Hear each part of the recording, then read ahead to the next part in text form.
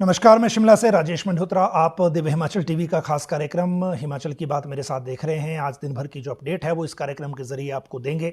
विधानसभा का मानसून सत्र चल रहा है तो सारी एक्टिविटी शिमला के फोकस्ड ही है और इसी एक्टिविटी की आज आपको जो दिन भर की घटनाएं हुई हैं वो इस बुलेटिन में आपके साथ साझा करेंगे।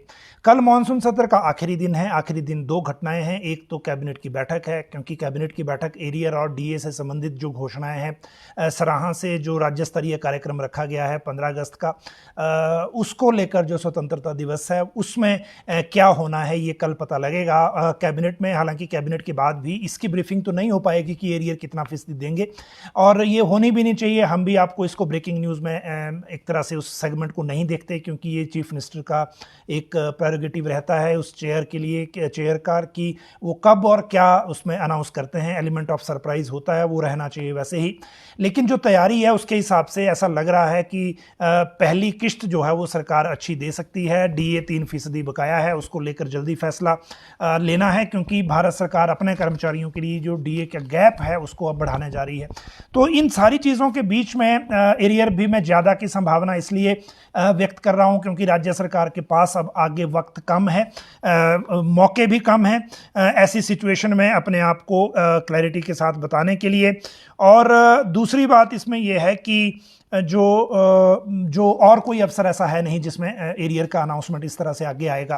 तो इसीलिए ये दो घटनाएं, कल पहली कैबिनेट की है, मानसून सत्र का आखिरी दिन है, और दूसरी घटना है ओल्ड पेंशन को लेकर, ओल्ड पेंशन की डिमांड्स को लेकर न्यू पेंशन स्कीम कर्मचारियों का जो प्रदर्शन शिमला का एक जो ऐलान किया हुआ है वो कैसा रहता है, कहाँ तक रहता है, क्या मुख्यमंत्री उनसे बात करते हैं, ये सारी बात आगे करेंगे। और सरकार के साथ जब वार्ता चल रही है तो ऐसे वक्त में ये बीच में जो एक इवेंट आया है इसको राज्य सरकार किस तरह से ले रही है, इन सारी चीज़ों के साथ अब एक एक करके जो बाकी चीज़ें हैं जो मैंने आपको बताया उसको लेकर आगे बात करेंगे। लेकिन अभी एक ऑर्डर आया है, एक उस ऑर्डर को आपको पढ़ के बता दूं। ये ministry of law and justice Bharat सरकार का है। In exercise of power conferred in clause 1 article of 217 of the Indian constitution, the president is pleased to appoint Shri Sushil Kukreja and Virendra Singh to be judges of Himachal Pradesh High Court in the order of seniority with effect to date they assume their respective offices। दो नए जज Himachal high court को मिल गए हैं, और ये जो जज हैं ये सुशील कुकरेजा और वीरेंद्र सिंह हैं। ये जजेस जो हैं हिमाचल जो हाई कोर्ट है उसको मिले हैं, बाकी 3 अभी और आने हैं, तो ये क्रम रहेगा। और आज जो मुख्यमंत्री ने सदन के अंदर इंडस्ट्री डिपार्टमेंट को जो है इसको इंडस्ट्री डिपार्टमेंट को लेकर जो बात कही है वो भी इम्पोर्टेंट रहेगी, और वो इसी तरह से थी कि काम बढ़ रहा है और जजेस भी बढ़ गए हैं, तो वो एक इवेंट एक आगे रहने वाला है। लेकिन जो बाकी चीज़ें आपके साथ आज बात करनी है, कल मैं आपके साथ इस कार्यक्रम में नहीं जुड़ पाया था, इसलिए आपको जो राइडर को लेकर जो कन्फ्यूज़न है रादर, क्योंकि बहुत सारे जो व्यूअर हैं हमारे, बहुत सारे जो दर्शक हैं हमारे, वो ये जानकारी चाह रहे हैं कि जो कैबिनेट में उस दिन हुआ और बिना एजेंडा के डिस्कस हुआ उसके बाद अब क्या होगा, फाइल की पोजीशन कहाँ है, वो भी आपको बताएंगे कि इसमें आगे हो क्या रहा है।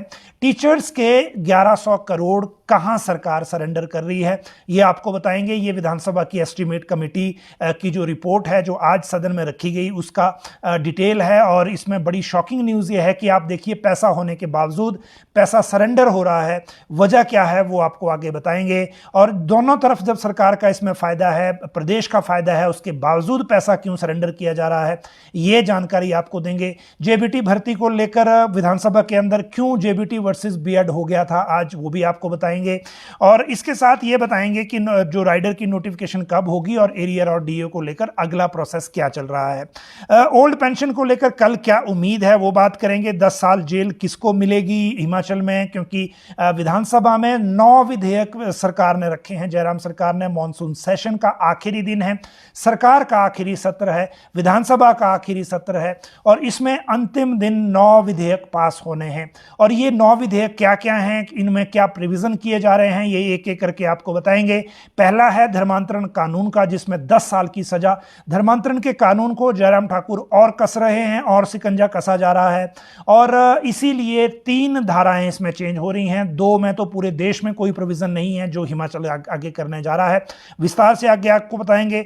धारा 118 में ढील किस तरह से मिल रही है वो भी आपको बताएंगे।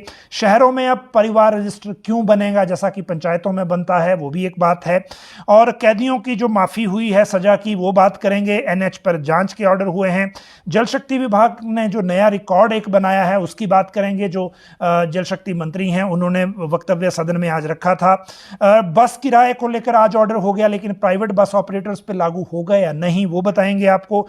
डॉक्टर भर्ती में एक ट्विस्ट आया है। उद्योग भवन कैसे हाथ से चला गया, सरकार के हाथ से निकल गया और हाई कोर्ट के पास चला गया, इसकी पूरी कहानी भी आज मुख्यमंत्री ने बताई है। कोविड का जो बुलेटिन है उसकी बात करेंगे। मॉनसून का जो अलर्ट है वो भी आपके साथ आगे चर्चा में लेंगे। सबसे पहले कोविड की जो बात करें उससे पहले आपसे जो रिक्वेस्ट हम अपने दर्शकों से करते हैं कि एक बार इस बुलेटिन को अपने यहाँ शेयर कर लें ताकि ज़्यादा लोगों तक ये इन्फॉर्मेशन पहुँचे, क्योंकि वेरीफाइड इन्फॉर्मेशन का आजकल बड़ा सिक्योरिटी है, बहुत अकाल है, और इसीलिए ये इन्फॉर्मेशन जो है वो ज़्यादा लोगों तक पहुँचे, इसमें आप भी एक माध्यम हो सकते हैं।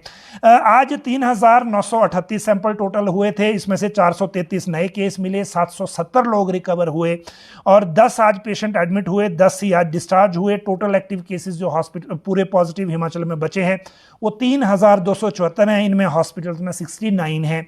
अगर हम एक्टिव केसेस के बाद डेथ की बात करें तो आज सिर्फ एक डेथ रिपोर्ट हुई है और इस डेथ के साथ टोटल डेथ 4,162 हो गई हैं हिमाचल में कोविड की वजह से। हिमाचल में आज शिमला में 75 ईयर की फीमेल हैं, टाइप 2 डायबिटीज इनको था और हाइपरटेंशन और AKI साथ में था, तो ये कोमॉर्बिडिटी वाला केस है जिसमें इनकी डेथ हुई है। आज 30,892 लोगों को जो वैक्सीन डोज लगी है बूस्टर डोज वाली, और जो ये स्पीड है ये अब ये भी डिक्लाइन कर रही है एक तरह से, क्योंकि मैक्सिमम लोग जो हैं उसमें कवर हो गए हैं। मॉनसून की बात करें तो बारिश तो अब अगले कुछ दिनों में थोड़ा सा आराम है, लेकिन इंसिडेंट जो हैं हादसे जो हैं वो नहीं रुक रहे। पिछले कल बहुत सारी जगहों पे नेरवा आनी से लेकर बहुत सारी जगहों पे चंबा के भरमौर जो बादल फटने की घटनाएं हुई, और आज हणोगी के पास एक बड़ा एक्सीडेंट हुआ है जिसमें एक चट्टान ऊपर से गिरी और गाड़ी क्रश हो गई। 1 डेथ और 3 जो घायल हैं वो अलग से है। ऊना में एक ऐसा एक्सीडेंट हुआ जिसमें बस सड़क से गिर गई और वो जो बस है वो स्कूली बच्चों की थी, एक बच्चा रेफर हुआ है, बाकी जो हैं वो घायल हुए हैं। तो ये एक जो क्रम है हादसों का वो लगातार जारी है, और इस क्रम के बीच में एक बात बड़ी इंपॉर्टेंट ये है कि जो ये मामले हैं इंसिडेंट्स के, वो बरसात आधी क्रॉस होने के बावजूद ऐसे हो रहे हैं। स्कूल बंद करने को लेकर राज्य सरकार ने डीसीज को बोल दिया था कि जहां ऐसा इंसिडेंटल चीज़ें हो सकती हैं, यानी कि जहां स्कूल ऐसे हैं जहां नाले खड्डे पार करके आना होता है या लैंडस्लाइड प्रोन एरिया है, वहां पे ज़्यादा बारिश की सूरत में अलर्ट को देखते हुए स्कूल को बंद रख सकते हैं। आनी ब्लॉक में स्कूल पहले ही बंद आज के लिए कर दिए गए थे, कल से अब मंडे तक वैसे ही स्कूल बंद है 15 अगस्त तक, तो ये एक रिलीफ जो है वो बच्चों को मिलेगा। लेकिन इस सारी चीज़ों के बीच में एक महत्वपूर्ण अपडेट जो आपको बतानी है वो अब अगले विषय हैं जो एक एक करके हमने लेने हैं, और जो अगला टॉपिक इसके बाद है वो है उद्योग भवन खाली करने की कहानी। दरअसल आज विधानसभा में सवाल पूछा गया था, जो धवाला जी हैं इनके भाजपा के ही जो MLA हैं उन्होंने पूछा था कि सरकारी दफ्तर कितने हैं जो प्राइवेट बिल्डिंग में चल रहे हैं जिनका किराया देना पड़ रहा है। 43 जो विभाग हैं उसमें जिलाधीश कार्यालय काफ़ी हैं, उनके दफ्तर जो हैं वो चल रहे हैं और उन पे 13.5 करोड़ से ज़्यादा सालाना खर्चा जो है सरकार किराए पे कर रही है। मुख्यमंत्री ने सदन में ही ऑर्डर कर दिया है कि इसको कम करने के लिए, रैशनलाइजेशन करने के लिए कमेटी का गठन किया जा रहा है, और ये कमेटी देखेगी कि क्या क्या इसमें और किया जा सकता है, क्योंकि जो किराया है वो ज़्यादा है। इसके साथ ही जो अब अनुपूरक सवाल नेता प्रतिपक्ष मुकेश अग्निहोत्री ने पूछ लिया कि उद्योग भवन आपने हाईकोर्ट को क्यों दे दिया, जो इतना बड़ा ईयर मार्क्ड डायरेक्टरेट था इंडस्ट्री डिपार्टमेंट के लिए। उस पर मुख्यमंत्री ने कहा कि इस बारे में हाईकोर्ट की बड़ी पहले से रिक्वेस्ट थी और सुप्रीम कोर्ट के जो चीफ जस्टिस हैं उन्होंने भी कहा था, और जितने हाईकोर्ट से CJ निकले हैं उनमें भी बहुत सारे लोगों की रिक्वेस्ट थी, बड़े दिनों से पेंडिंग थी, नियर इनको नज़दीक इनको भवन कोई चाहिए था, क्योंकि इनको मजीठा हाउस पहले दिया गया था लेकिन वो छोटा शिमला में था, हाई कोर्ट को रिकॉर्ड मेंटेन करने में दिक्कतें आ रही थी और इसी कारण फिर इस रिक्वेस्ट को माना गया। और वैसे भी सीएम ने कहा कि जब इतना इंटरवेंशन हो तो सामंजस्य बनाए रखने के लिए कई डिसीजन लेने पड़ते हैं, तो इस मामले में भी लिए गए हैं। उद्योग विभाग के लिए वैकल्पिक व्यवस्था करेंगे और इनका अपना निदेशालय बनाने को लेकर भी सरकार काम करेगी, ये सीएम ने आज कहा। इसके बाद जल शक्ति विभाग का नया रिकॉर्ड क्या है वो भी आपको बताएं, क्योंकि जल शक्ति विभाग को लेकर आज स्पेशल मेंशन के तहत वक्तव्य रखा गया था और ये वक्तव्य रखा गया जल शक्ति मंत्री की ओर से। ये बताया गया क्योंकि रिकॉर्ड पे लाना जरूरी होता है 2017 से लेकर अब तक कितना काम हुआ जल शक्ति विभाग में। जल जीवन मिशन के आने के बाद खैर काम बढ़ना ही था, बजट का एलोकेशन भी इससे बढ़ गया था, लेकिन नई बात यह है जल शक्ति विभाग में कि जो एडीबी है, एनडीबी है और एएफडी है जो फ्रांस की एजेंसी है, एडीबी है और साथ में जो बाकी जो एक्सटर्नल एडेड प्रोजेक्ट हैं वो पहली बार जल शक्ति विभाग में आए हैं।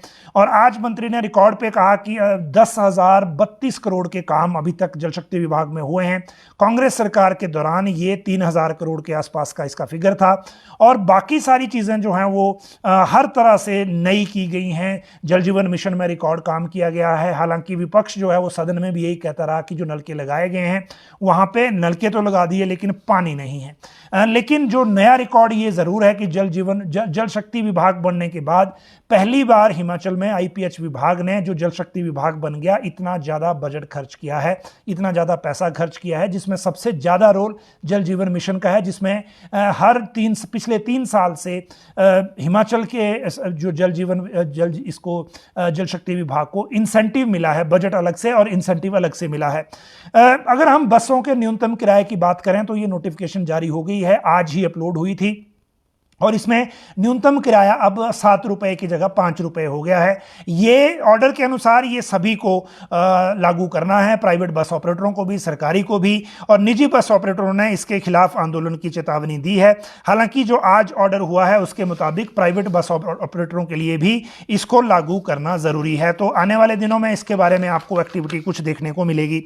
इसके बाद अगली बात करेंगे कैदियों की सजा माफ की। कैदियों की सजा माफ हो गई है और ये जो 363 सजा याफ्ता बंदी हैं इनको लाभान्वित होंगे और भारत सरकार के निर्देशों में 4 बंदियों को किया जाएगा रिहा, बाकी प्रदेश सरकार के जो ऑर्डर है उसके हिसाब से है। आज पुलिस विभाग के प्रवक्ता ने राज्य सरकार की तरफ से जो घोषणा है उसको देखते हुए ये अनाउंसमेंट की है और ये डिफरेंट पीरियड है, इसको रिलीफ मिलेगा 3 महीने, 5 वर्ष से अधिक वालों और 10 वर्ष से अधिक वालों को जो है 2 महीने और 3 साल से अधिक और 5 वर्ष से कारावास वालों को 45 दिन और 1 साल से अधिक और 5 वर्ष तक वालों को 30 दिन और 3 मास से अधिक और 1 साल वालों को 15 दिन की जो सजा मुआफ़ी है वो विशेष मुआफ़ी इसमें दी जाएगी।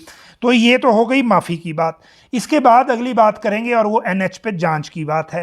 एनएच को लेकर मैंने आपको बताया था कि जो कल इंसिडेंट हुआ था शिमला कालका पे शमलेज के पास, जहां पूरा हिस्सा एक धंस गया था, उसको लेकर आज मुख्यमंत्री जयराम ठाकुर ने विधानसभा में जब मीडिया वाले उनसे बात कर रहे थे तो कहा है कि जो सेक्रेटरी पीडब्ल्यूडी हैं और ईएनसी पीडब्ल्यूडी हैं उनको स्पॉट पे जाने को लेकर कहा गया है और उसके बाद उनसे जांच रिपोर्ट मांगी गई है, क्योंकि सेब सीजन आ रहा है, सेब सीजन जोर पकड़ रहा है और ऐसे में दिक्कत आएगी, इसीलिए इसको बहाल करने को लेकर सरकार एक्टिव मोड में काम करेगी।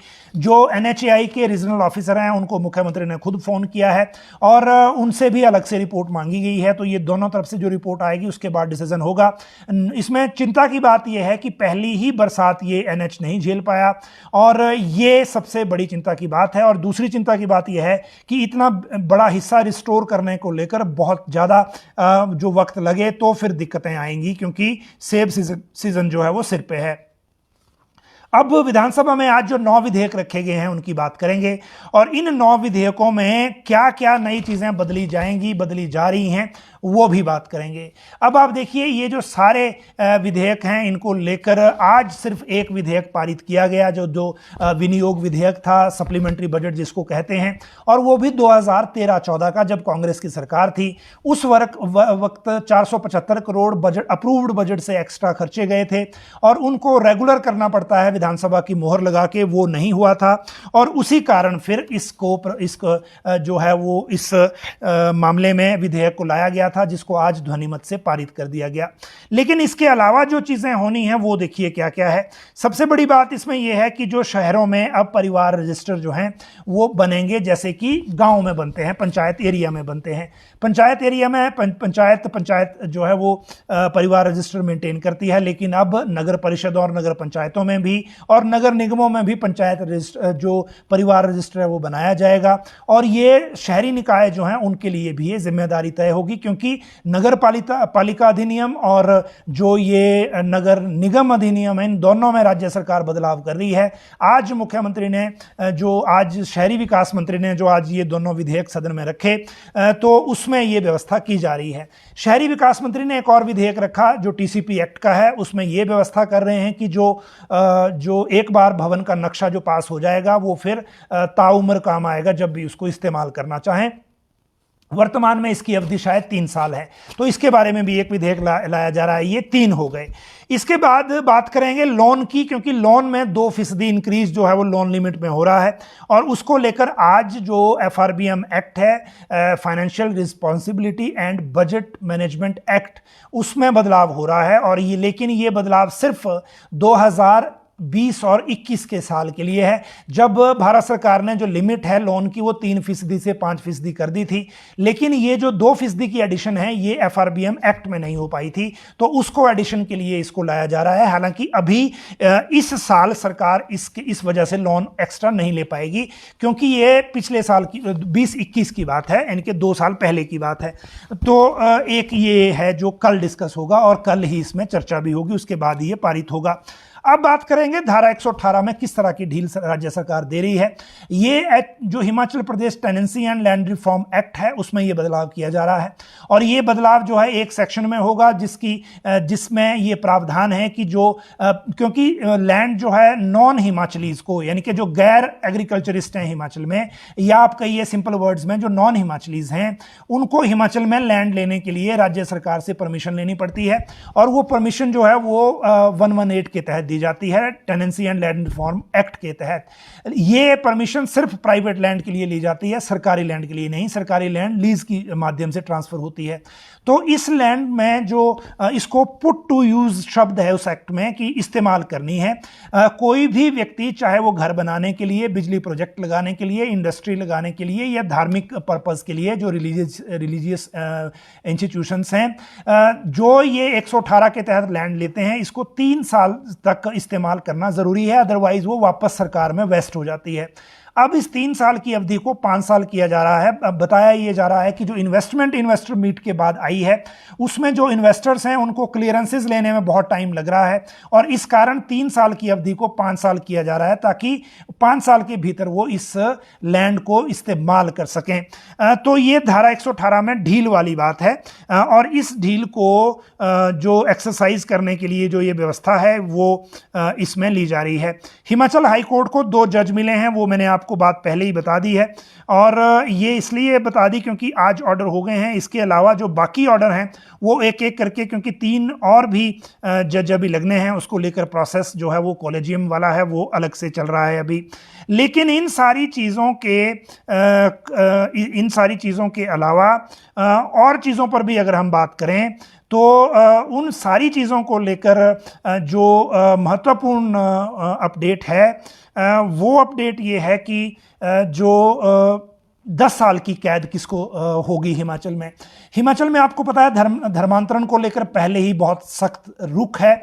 अब हिमाचल प्रदेश धर्म की स्वतंत्रता अधिनियम में और उसको और कड़ा किया जा रहा है, बहुत सख्त किया जा रहा है उसको, और उसमें 2-3 धाराओं में बदलाव हो रहा है। आज मुख्यमंत्री जयराम ठाकुर ने इसका विधेयक सदन में रखा है, और इस विधेयक पर अब आगे काम होना है, और कल अगर ये पारित हो गया तो हिमाचल पहला राज्य होगा जहां पर पहले धर्मांतरण करने वालों के खिलाफ अगर प्रूव हो जाए तो 7 साल जेल का प्रावधान था, लेकिन अब मास कन्वर्जन यानी कि सामूहिक धर्मांतरण करवाने वालों के को 10 साल की कैद का प्रोविजन कल से ऐड किया जा रहा है। दूसरा बदलाव इसमें यह हो रहा है कि जो धर्मांतरण किया हुआ व्यक्ति है उसको पिछले धर्म का कोई लाभ सरकारी योजनाओं में सरकार नहीं देगी।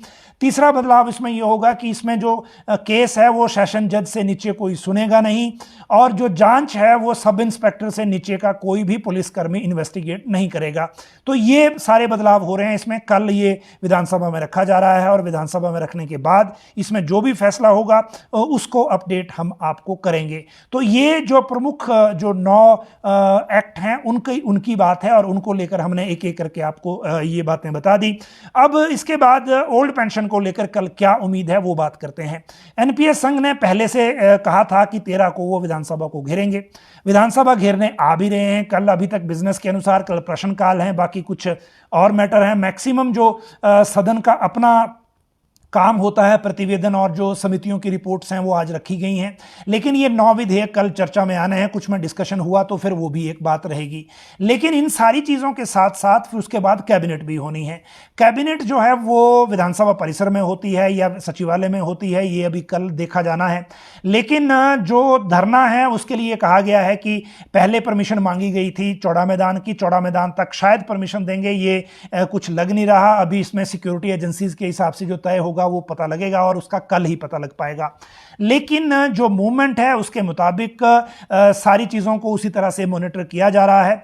और राज्य सरकार जो इसमें पक्ष देख रही है, क्योंकि कर्मचारियों की तरफ से तो क्लियर किया गया था कि वो 2 लाख लोगों को शिमला लाएंगे। अब ये फिगर भी देखने वाला होगा।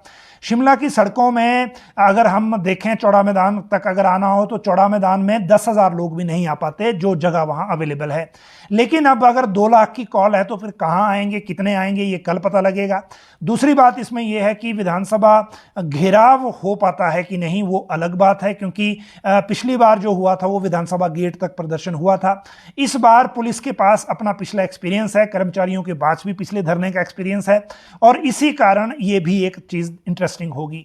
अगर हम सरकार का पक्ष देखें तो आज हमने जितना बात की है उसके मुताबिक सरकार का पक्ष यह है कि हम सरकारी लेवल पर, हाईएस्ट लेवल पर बातचीत का चैनल ओपन है और वो बातचीत वहां हो रही है। बातचीत के अलावा मुख्यमंत्री ने सदन के फ्लोर पर जो बातें कहनी थी वो कह दी हैं। इसके अलावा अब और बात नहीं होगी, ये सरकार का स्टैंड अभी तक का है। कल वार्ता होती है या नहीं कल देखा जाना है, क्योंकि अभी तक हाई पावर कमेटी जो राज्य सरकार ने बनाई है वो चीफ सेक्रेटरी की अध्यक्षता में है और चीफ सेक्रेटरी के साथ बातचीत का चैनल पहले से ओपन है। पिछली बार मुख्यमंत्री जो हैं वो मुख्यमंत्री ने बातचीत के लिए बुलाया था, जो एनपीएस वालों ने तब इनकार कर दिया था और तब बुलाया ये कि गेट पे आके उनसे बात करो, तो वो मुख्यमंत्री ने ऑप्शन नहीं लिया। अब कल मुख्यमंत्री कौन सा ऑप्शन लेते हैं वो देखना है। लेकिन कल की कैबिनेट में ओल्ड पेंशन से रिलेटेड जो मैटर है वो कोई नहीं है। कल की कैबिनेट में आउटसोर्स से रिलेटेड मैटर कोई नहीं है। कल की कैबिनेट में एनटीटी या फिर प्री नर्सरी भर्ती को लेकर कोई मैटर नहीं है। कल की कैबिनेट में चीफ मिनिस्टर की जो अनाउंसमेंट्स फील्ड की कुछ बची हुई हैं 3 विभागों की वो आएंगी और उसके साथ जो मामला आएगा वो है 15 अगस्त पे मुख्यमंत्री की अनाउंसमेंट्स। और उसमें जो एक फीडबैक लिया गया था वो चुनाव घोषणा पत्र वाला भी था कि क्या उसमें कुछ बचा तो नहीं है। विभागों से फीडबैक लिया गया है कि बजट अनाउंसमेंट तो नहीं कोई बची है, तो वो भी बात उसमें आएगी। तो इन सारी चीज़ों को देखते हुए कल की कैबिनेट में ये इंटरेस्टिंग रहेगा कि एरियर और डीए को लेकर सरकार क्या करती है या कर्मचारियों के अलावा जो बाकी कैटेगरीज हैं उनको लेकर क्या करती है, क्योंकि 3 विभागों में ये डिस्कशन भी चल रहा है। क्योंकि ऐसा लग रहा है कि सरकार बार बार कर्मचारी कर रही है, तो इस बार 15 अगस्त का भी जो मौका है वो सिर्फ कर्मचारियों तक सीमित ना रह जाए।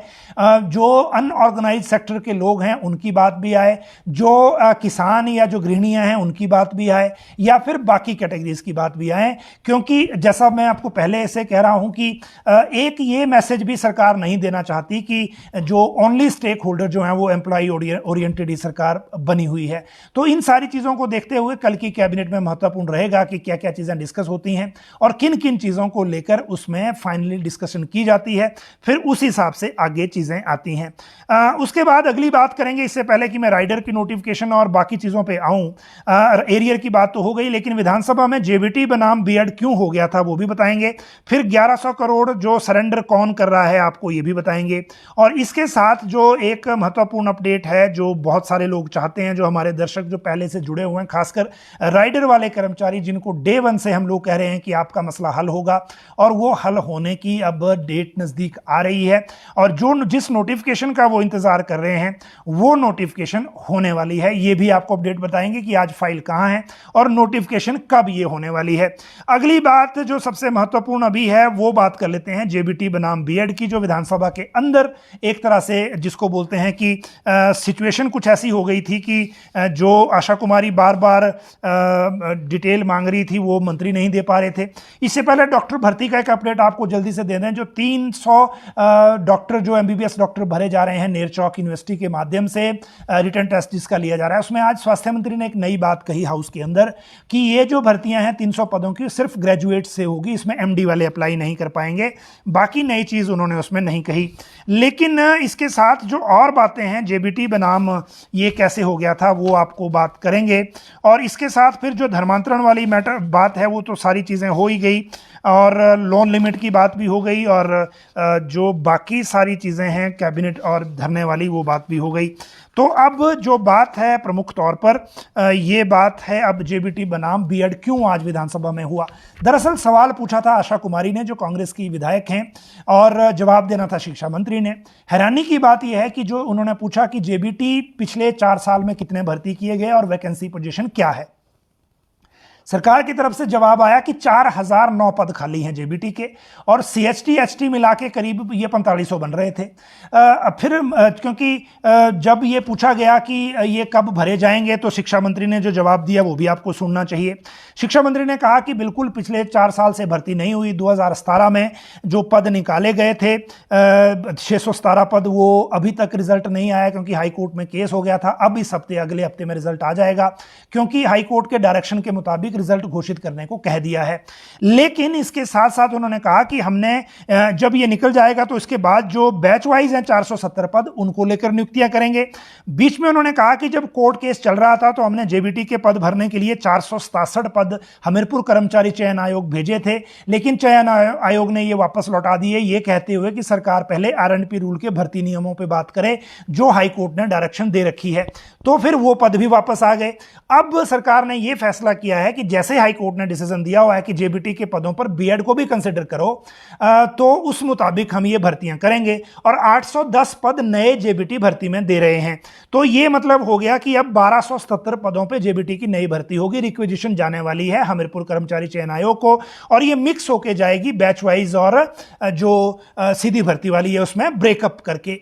लेकिन इन सारी चीजों में जब आशा कुमारी ने पूछा कि आप किस तरह भर्ती करोगे यार जो बैच वाइज वाली है, क्योंकि अगर बैच वाइज में अगर आप बीएड वालों को लेंगे बैच में तो फिर जेबीटी का तो नंबर ही नहीं आएगा, क्योंकि बीएड के तो लोग 1998 के भी अभी इंतजार कर रहे हैं जबकि जेबीटी के करंट बैच चला होता है। तो शिक्षा मंत्री ने कहा जी कि हम जैसा हाई कोर्ट ने डायरेक्शन दी है वैसे ही करेंगे, लेकिन उन्होंने हाउस में रिकॉर्ड पर यह नहीं कहा कि बीएड में सिर्फ उनको भर्ती करेंगे जिनके पास जेबीटी का टेट है, यानी कि जिन्होंने डीएलएड वाला टेट किया हुआ है। टीजीटी के टेट को भर्ती नहीं करेंगे ऐसा अंदर रिकॉर्ड पर नहीं कहा, जबकि विभाग की तरफ से बिल्कुल क्लियर है, जो चिट्ठी गई है उसके मुताबिक क्लियर है, और जो रिजल्ट निकाला जा रहा है उसको लेकर भी यही डायरेक्शन दी गई है। तो ये क्योंकि आशा कुमारी ने जो ये एक वैलिड क्वेश्चन था कि अगर आप बीएड को जेबीटी के अगेंस्ट बैच वाइज में लोगे तब तो फिर जेबीटी का नंबर ही नहीं आएगा, तो इसीलिए ये सारी बातें हुई, और फिर ये जवाब दिया गया कि हम एक तो नई पोस्ट भर रहे हैं, और दूसरी बात इन्होंने एक नई ये कही कि जो फाइनेंस में भी 1927 पद भेजे गए हैं कि वो भर्ती को लेकर उसमें मंजूरी दें, और जब ये मंजूरी आएगी तो ये भर्ती अलग से होगी। अब इसके ये तो होगी जेबीटी की बात, तो आप इंतजार करिए, बहुत जल्दी मुझे लगता है 15 अगस्त के बाद या 15 अगस्त के आसपास ये रिजल्ट घोषित होने वाला है, खासकर कमीशन वाला, और उसके बाद जो बैच वाइज प्रोसेस है वो शुरू हो जाएगा। जहां तक बात इसके बाद अगली है वो है क्योंकि हम टीचर्स की बात कर रहे हैं, पहले टीचर्स को ही कंप्लीट कर लेते हैं, और वो है 1100 करोड़ कौन सरेंडर कर रहा है। अब आप देखिए बड़ी हैरानी वाली बात है, एक तरफ आप देख रहे हैं जेबीटी के 4009 पद खाली हैं, और ये वो पद हैं जो ज़रूरत हैं। अभी ज़रूरत इसलिए हैं क्योंकि एक तरफ सिंगल टीचर स्कूल 2600 हैं, दूसरी तरफ प्री नर्सरी में 50,000 बच्चे एडमिट हो चुके हैं 4500 से ज़्यादा स्कूलों में, और उनकी केयर करने वाला, उनको देखने वाला, उनको पढ़ाने वाला कोई नहीं है, उनकी लर्निंग खाली जा रही है। और दूसरी तरफ राज्य सरकार के पास सैलरी के लिए पैसा मौजूद है, इधर पद खाली हैं, उधर लोगों के लिए नौकरी नहीं मिल रही, जो बेरोजगारी है वो वैसे बढ़ रही है, और विभाग जो है वो बजट सरेंडर कर रहा है। और ये सरकारी रिकॉर्ड पे आज इसलिए बात आई, और मैं आपको ऑन रिकॉर्ड ये कह रहा हूं, हिमाचल प्रदेश विधानसभा की प्राक्कलन समिति है जिसके सभापति रमेश चंद धवाला हैं, इन्होंने ये नोटिस दिया था शिक्षा विभाग को। नोटिस के बाद इस कमेटी के सामने सेक्रेटरी से लेकर डायरेक्टर्स की पेशी हुई। उस पेशी के दौरान देखिए एक फैक्ट रखा गया इनके सामने, और जो फैक्ट रखा गया वो हैरान करने वाला है। हैरान करने वाला इसलिए है क्योंकि उसमें ये कहा गया कि शिक्षा विभाग जो है वो समिति ने विभागीय सचिव से जानना चाहा। ये समिति का रिकॉर्ड प्रोसीडिंग है जो आज विधानसभा के सदन में रखी गई है। एजुकेशन सेक्रेटरी से जब समिति ने जानना चाहा, जो विभागीय सचिव ने समिति को अवगत करवाया कि विभाग सभी स्कूलों की इंस्पेक्शन करवाने के बजाय जो बड़े बड़े स्कूल हैं वहाँ विद्यार्थी ज़्यादा हैं उनकी रैंडम इंस्पेक्शन करता है, और जो इसकी फिर रैंडम रिपोर्ट जो है वो कमेटी को दी जाएगी। लेकिन इसकी समिति ने विभागीय सचिव से जानना चाहा कि हर साल डिपार्टमेंट शिक्षा विभाग 1100 करोड़ रुपए क्यों सरेंडर कर रहा है। अब आप देखिए ये अमाउंट देखिए कितना बड़ा है, खासकर उस सूरत में जब बेरोजगार भरे पड़े हैं, वो भी शिक्षित बेरोजगार जो टीचर लगने की काबिलियत रखते हैं। आप बैकडोर भर्तियों का चैनल इजीली देख लेते हैं, लेकिन जो लोग कमीशन और इन माध्यम से भरे जाने हैं वो देखते नहीं।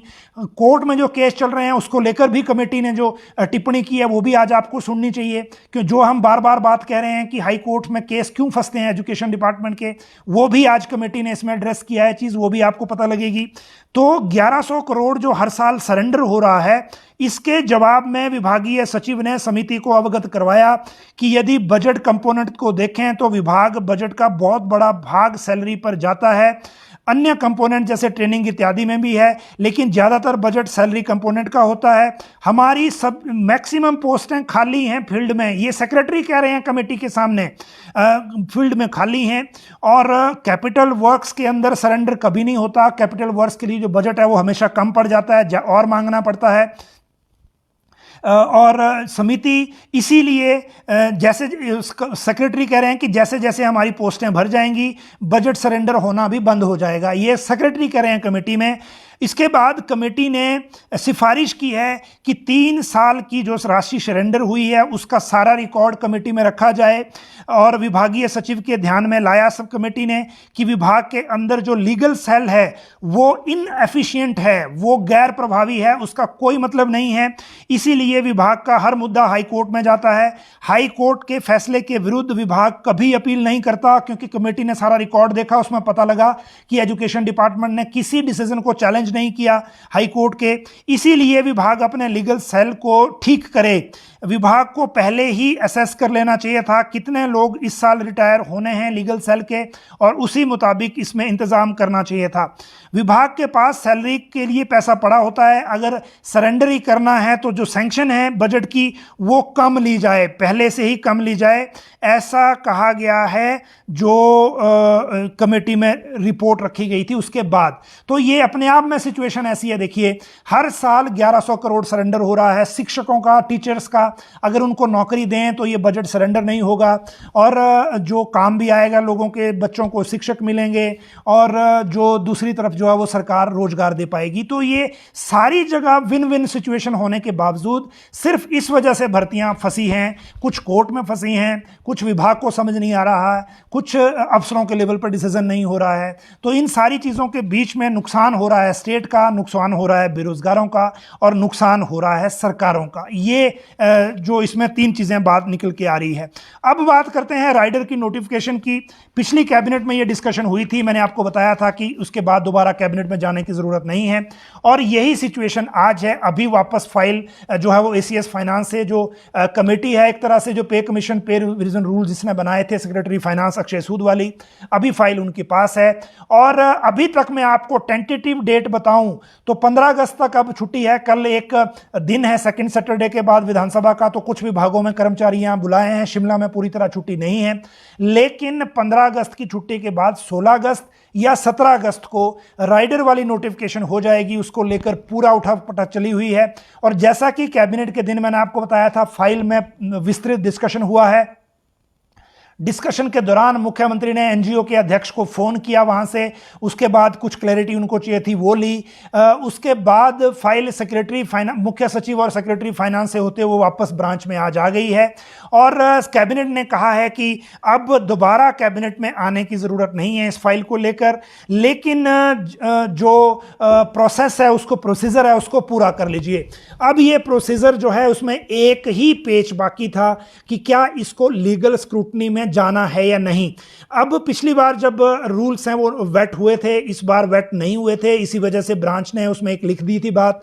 लेकिन जिस तरह से प्रोसेस चल रहा है और बार बार फीडबैक ली जा रही है, बार बार एनजीओ फेडरेशन के साथ मीटिंग हो रही है सेक्रेटरी फाइनेंस की, तो उस तरह से जो अभी संभावना इस फाइल की ये है कि ये 16 तारीख को या 17 तारीख को, दो में से एक दिन में इसको लेकर फाइनल ऑर्डर है वो नोटिफिकेशन वो अपेक्षित है। और जैसे ही कोई भी इसमें चीज आगे बढ़ती है वो हम आपको अपडेट उसकी उसी टाइम देंगे। जहां तक बात लेफ्ट आउट मैटर्स की है वो अभी नहीं हुआ है, उसको लेकर अलग से बात होगी, या आप कहिए कि 15 अगस्त के हिसाब से आप इसको सोच सकते हैं।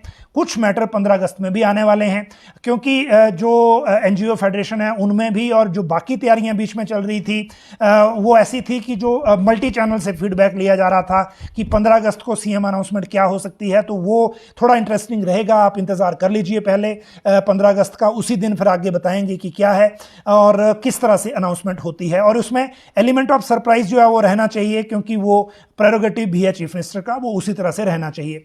जहां तक बात बाकी मामलों की है, तो कल की कैबिनेट में ना तो प्री नर्सरी वाला मैटर आ रहा है, ना आउटसोर्स वाला आ रहा है, ना ओल्ड पेंशन वाला आ रहा है। ओल्ड पेंशन का जिस तरह का सिचुएशन है वो आपको पता है क्या है, और बाकी चीज़ें जो अगर किसी को ये लग रहा है कि कोई और कन्फ्यूज़न है, कोई और बड़ी अनाउंसमेंट हो रही है, तो फिर वो कल पता लग जाएगा। कल शाम को आप जो अनाउंसमेंट करवा रहे हैं आप उनसे पूछ सकते हैं कि कल क्या हो जाएगा, या कल ओल्ड पेंशन पे कैबिनेट में कुछ होता है या नहीं, वो सारी चीज़ें कल पता लगेंगी। अभी के लिए इतना ही। आप सब लोग लाइव जुड़े, बहुत बहुत शुक्रिया। कल फिर मिलेंगे इसी समय इसी प्लेटफॉर्म पर। बहुत बहुत धन्यवाद।